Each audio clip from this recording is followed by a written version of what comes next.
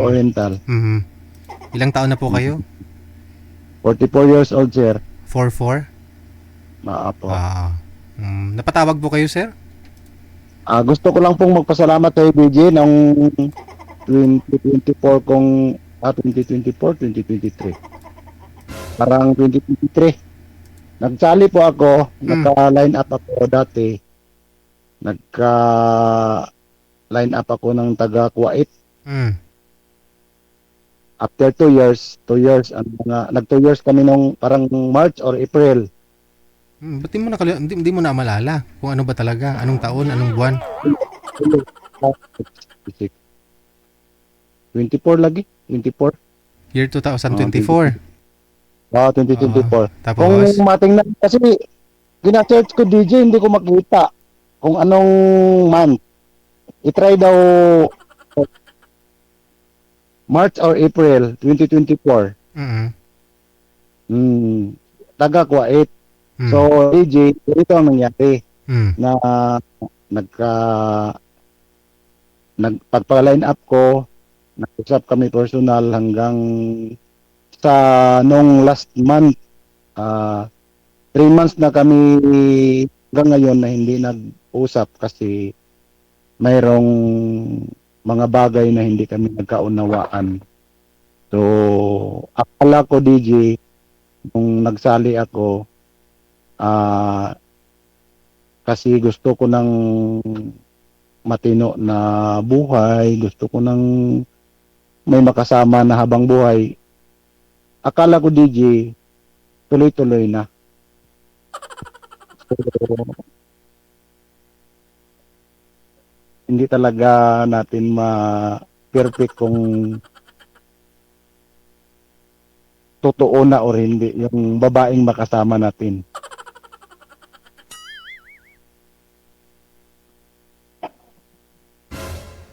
So, naging kayo. O naging kami. Naging Tapos, kami for ano po ang hindi niyo pagkaunawaan dalawa? Ba't po kayo naghiwalay? Nag-break kayo o ano po? Biglang na lang nawala? ganito, ganito pag uwi niya nung parang 2024 lagi yon, 2024 April or March. After 1 year ng LDR namin, nagkita kami kasi pag uwi niya doon siya sa Bislig nag-uwi. Ngayon, nagsama kami for almost 2 months. 2 months kami nagsama. Nag-invest kami ng negosyo. Nagsama kami hanggang sa, kasi nakatrabaho ako noon sa City of Agriculture sa city, sa Bislig. So, tuloy-tuloy yung yung trabaho ko while nagnegosyo kami. Pag after 2 months, bumalik siya ng abroad. Ang sabi niya, aalis ka ng trabaho mo, punta ka ng Mati. Doon ka sa pamilya ko. Kasi babalik ako ng abroad. Hindi ko sana gustong babalik siya kasi gusto kong magsama na kami. Pero sa tingin ko, hindi ko rin kayang i-sustain yung pangangailangan ng anak niya kasi may 2 anak na nag-eskwela. So hindi ko masustain. So tingin ko mas mabuti na babalik siya. Pero ang sabi ko, isa lang ang account na gamitin natin. Ang gamitin mo isa lang at saka sa akin isa rin. Pagdating niya ng abroad, doon nagsimulang nagsimula ang lahat kasi naggawa siya ng bagong account. Sabi ko, bakit ka naggawa ng bagong account? Sabi niya, maging content.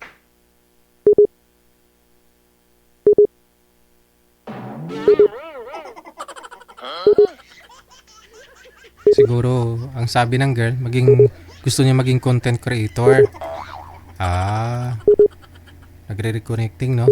Try natin tawagan ulit si Sir. Mm.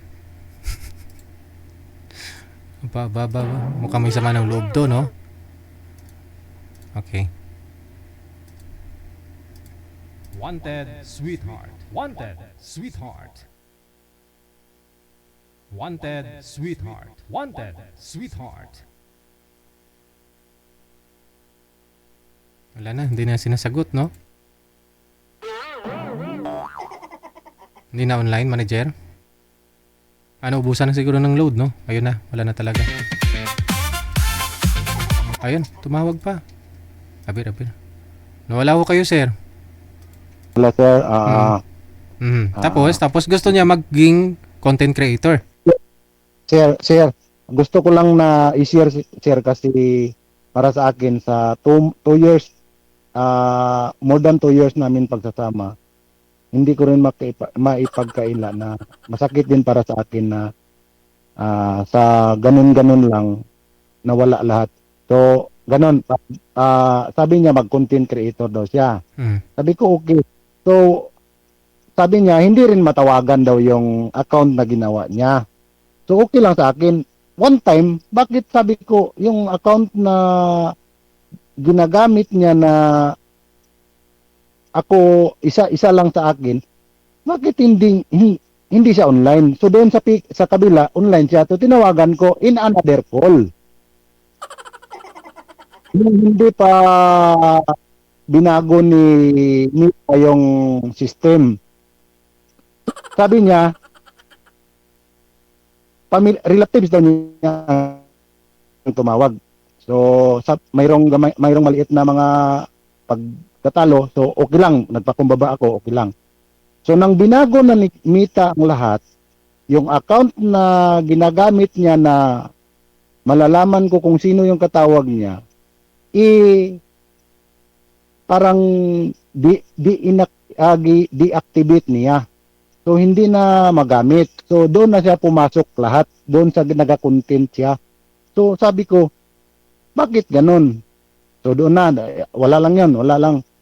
Pagdating ng mga ilang months, lagi na lang siya nagaring. Hindi naman in another call kasi binago na ni Mita, hindi naman in another call. Hindi mo malaman na may nagatawag. Bakit? Sabi ko, Mami na ang tawag. Sabi ko, Mami, bakit hindi ka sagot agad? Naka-earpods ka naman lagi. Sabi niya, busy. Ngayon ka pa maging busy, sabi ko. So, wala lang. Sa mga ilang buwan na pinagmatyagan ko kung ano talaga ang lahat, ang mga ginagawa, may time na pumunta ako sa kanila, 2 bisis. Pagtawag ko, sabi niya, tumawag daw yung mama niya. Pagtawag ng mama niya, pagtawag ko, sabi ko, screenshot. Sabi niya, hindi ko ma-screenshot kasi yung cellphone ko walang screenshot. Hindi makapag-screenshot. Ano ko ba? May ganun pala. Okay lang. Sabi ko, anong sabi ng mama mo? Yung sinabi niya sa akin, yung sinagot niya sa akin, iba sa ginawa ko doon sa kanila. Hindi tugma sa ginawa ko doon sa kanila, yung sinabi ng mama daw niya. Sabi ko, Mami, baka nagsisinungaling ka or baka mayroon kang ginagawang kalukuhan, ayaw ko magduda, ayaw ko ring masira yung pagsasama natin. Sabi ko, kung mayroon kang ginagawa or mayroon kang gustong ma-improve sa sarili mo, nga nadalawa kami kung saan mas matimbang, sabi ko, mas mabuti sigurong ako na ang i-give up mo. Doon ka na lang sa taong in-stock mo or ano ba diyan ang gusto mong ikumparar mo kaming dalawa. Sabi ko sa kanya, doon na sir nangyari ang sinasabing nagalit na siya sa akin. Kasi raw, tinutulak ko daw siyang papalayo sa kanya. Kasi pinaparatangan ko daw siyang may lalaking iba. Sabi ko, Mami, hindi kita pinaparatangan na may lalaking iba. Naramdaman ko as a lalaki na iba yung dating mo sa akin. Sabi ko, kung mayroon mang ibang lalaki nag-screen sa akin na gusto niyang agawin ka sa akin, hindi ako papayag na agawin ka, pero hindi ko rin ikaw ibigay sa kanila, pero mami, hindi kita pipigilan kung saan ka masaya. Kung gusto mo sa kanila, di doon ka. Kasi kung lukuhin mo ako ngayon, lukuhin din mo din ako pag dating ng panahon, sabi ko. So, doon nagsimula. Sabi niya, sabi ko, mami, magkuhan ka, mag-decide ka kung saan ka. Kung pwedeng putulin natin ngayon, putulin, sabi ko. So, doon, binlock niya ako, hindi na siya nagparamdam hanggang ngayon. Ihan kita ng totoo at saka sa mga OFW na narinig sa buong mundo na nakatingin ngayon. Siguro sabihin ko mang duwag akong lalaki kung sabihin kong hindi ako nasaktan. Gumagawa ako ng ibang account, nagdami ako ng account, ini-stalk ko siya kasi hindi ko siya hindi ko siya makita sa account ko. Sinistalk ko siya. Kung totoong nagko-content siya, yung account niya kasi mayroong patakaran si Mita na mayroon kang post everyday or something ingana. So, bakit may mga 2 araw, 1 araw na walang post? So, ang habol niya talaga doon sa account niya is ang Messenger. Mayroon talaga siyang habol sa Messenger. So, ako, ngayon, yung primero na saktan ako, pero ngayon, tinuturuan kong sarili ko na mawala yung sakit. So, pumunta ako sa kanila nung nagdaang araw.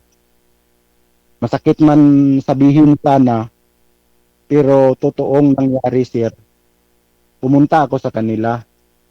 Yung mama niya, ayoko sanang masali, pero ang sa akin lang sana, kung ano man ang problema namin, dapat hindi sana sila magsali. Kasi alam ko namang hindi ako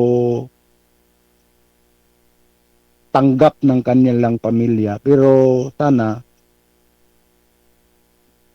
tingnan nila kung anong nagawa kong mali sa kanila. Yan lang sana. Yan lang sana ang sa akin ba. Pero wala akong magawa. Wala akong kampi sa pamilya niya. Wala akong kakampi sa mga kuan ko. Kasi man good sir, dinala niya ako dito sa Mati na ni isang kakilala wala ako, ni isang pamilya wala ako. Siya lang ang kakoneksyon ko. At saka yung mama niya, papa niya, pamilya niya. Pero nag-abroad siya, bumalik siya, hindi naman ako nagloko. Ang sabi ko, first attempt ko sa pagpaparm kasi kuan naman ang kuan ko dito, DJ, kanang farmer man kasi ako. So, hindi ko alam kung ano ang climate dito sa Mati kasi 1 year pa ako dito. Mag 1 year and 3 months pa ako ngayon dito. Sabi ko, hindi ko pa alam kung ano ang pwedeng itanim dito. Sabi ko, mami, failure ako nung nagtanim ako ng talong, failure ako nung nagtanim ako ng okra. Sabi ko, ngayon, mais ako, ngayon may harvest, may ma-harvest na mais. Pero sabi ko, next attempt, baka paldo-paldo. Sabi ko, tulungan mo ako kanang kasi wala akong pamilya dito. Ngayon, sa ngayon sir, kuan talaga kayang ang tawag doon sa Tagalog nung malaki talaga ang sakit ng loob ko kasi sa ganitong sila ngayon. Pinakasama ko. Hindi ko talaga yung tipong iwan ko ba? Kaya DJ, tumawag ako kasi gusto kong magpasalamat, gusto ko ring i-appreciate yung programa mo. Kasi kung hindi sa'yo, hindi ko nakilala yung partner ko. Sana na kikinig siya ngayon, DJ. Sana nakikinig siya nga. Sana makonsensya sa ginawa niyang may trabaho ako sa City of Agriculture sa Bislig. Nag-resign ako. Pumunta ako ng Mati para lang ma para lang sa kanya para maging komportable siya sa pag-alis niya. Pero sa nangyari ngayon DJ, iwan ko. Hindi Hmm. ko hindi ko ma-explain Ano kung po ba ano ang ano nararamdaman po ba ko. status yung sir? May asawa din po kayo dati? Sabi ko, kung makita mo diyan sir, sabi ko sa kanya, may asawa ako dati, pero hiwalay ako almost 20 years. Almost 20 years kaming kay 2027 2007 yata kami. 2007 kami gikasal. Naghiwalay kami ng asawa ko 2011. 2011. Almost 20 years kaming hiwalay ng asawa ko. Umuwi ako sa amin 2023. Yung asawa ko may kinakasama ng iba. So nag-usap kami, kinausap ko yung bata kasi 13 years old na yung bata. Pag kuan ko kay kasi yung bata parang 2012 na 2010, 2011 pag alis ko. 11 or 12 ako umalis sa amin. Na magtrabaho sana sa Jinsan. So pag balik ko, may asawa na siya. So hindi naman ako ang tipo ng taong agawin pa kung ano ang ginawa ng asawa ko, kunin ko pa. Pinasalamatan ko yung lalaki. Sabi ko, salamat sa iyo, Bo, kasi binigay mo yung pangangailangan ng asawa ko. Kung anong kakulangan ko na ibigay mo, so salamat. Ikinausap ko yung lalaki. Sa totoo lang. So, ang asawa ko, iyak pa sana. Sabi ko, tama na. Eh, wala nang ano. So, alam niya. So, siya, mayroon din siyang anak. Yung husband niya dati, may asawa na rin. Ang sa akin lang sana, hindi naman ako nagakwenta ng kung ano yung nakaraan niya, kung ano man yung mm, mga istorya ng buhay niya. Ang sa akin lang sabi ko, pag naging tayo, hindi na natin yan pag-usapan kasi malaking kanyan bikil. Parang yun, ng pag may away, mahalongkat agad. Yan ang sabi ko sa kanya. Pero sa nangyari sa amin, iba. Parang bigla lang iniwan ka ng hindi ko alam kung anong plano. Totoo lang DJ. So, Pero ngayon kasalukuyan nasa Mati ka pa. Diyan ka pa sa lugar nila. DJ, nasa Mate ako DJ. Sa totoo lang andito ako sa Mate. Bali ho Ang malapit lang sa bahay ng mga magulang niya, pamilya niya. andito man sa Mate, boundary ng Lupon at Mate. Yan yung pamilya niya. Ako na dito sa sentro ng Mate, pero yung gihapon farm. Mhm. Uh, ang status ko dito DJ, bago ako pumunta dito, tiningnan ko muna yung area. So sabi ko, pwede ako kasi hindi na ako ganahan nga pang-empleo kasi ito ng maraming mga kasamahan. Gusto ko Solo. mag-farm o mag-solo.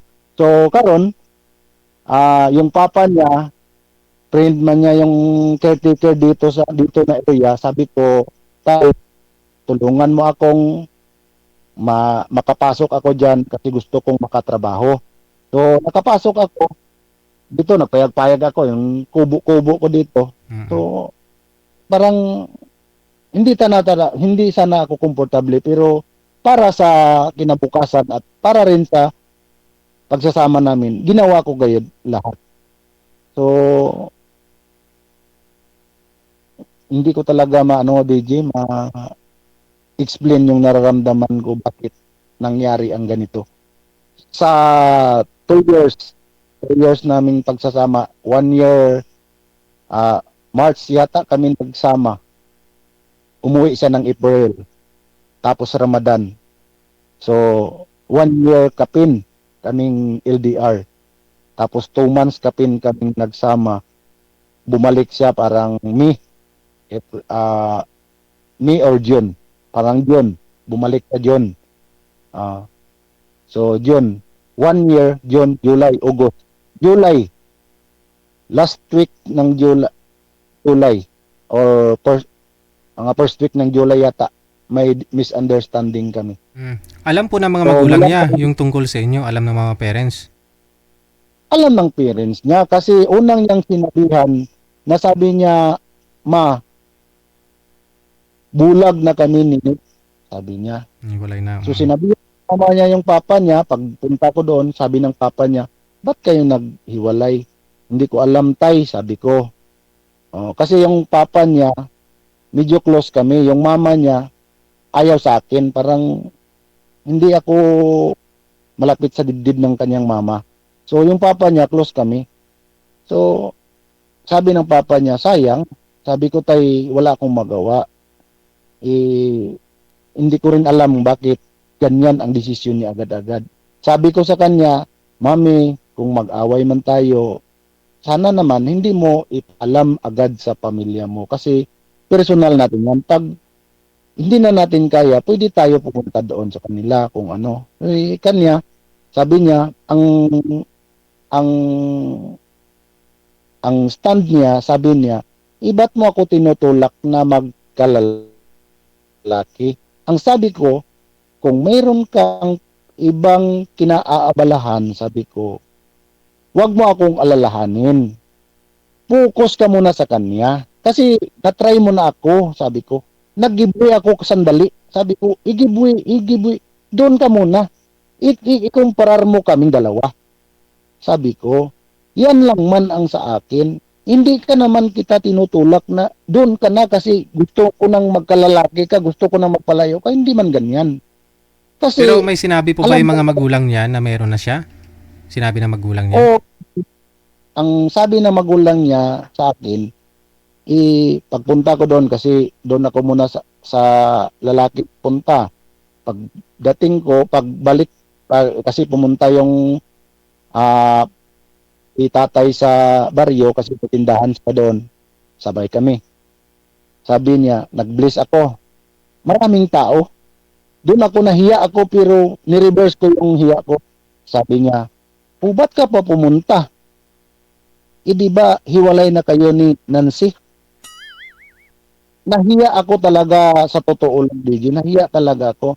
Pero parang tinanggap ko, sabi ko, bakit? Kung naghiwalay kami ni Nancy, iba dahil naghiwalay din kita. Hindi man, wala man akong problema sa inyo. Bakit ganyan? So, daming tao. Daming tao. Dapat hindi May sinabi na po siyang meron na si Nancy dun sa ibang bansa? May kinakasama na? May boyfriend na? wala. Wala naman. Wala naman siyang sinabi na mayroon na siyang iba. Ngayon, hindi ko naman siya makontak. Hindi naman siya naga-post doon sa kanyang account. So, siguro, kasi ang story, nung nagsama kami, nung nagpa-line up ako, DJ, nagpa-line up din siya. Kakahiwalay lang din niya noon sa boyfriend niya, pagpa-line up niya. So, sa akin pa, ngayon, pagkahiwalay namin, siguro, basin, mayroon na rin siyang kakausap na iba. Pero ako, DJ, sa totoo lang, wala talaga akong kinakausap ngayon.